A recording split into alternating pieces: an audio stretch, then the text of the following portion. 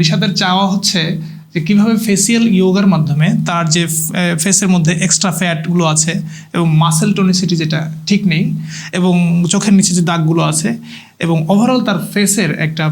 Form যে outline আছে সেটার একটা পরিবর্তন কীভাবে নিয়ে আসা যায় এবং সেটা অবশ্যই সুস্থ পরিবর্তন। তো নিশাদের ক্ষেত্রে আমরা যেটা করব যে এমন একটা ডায়েট চার্ট আমরা সিলেক্ট করব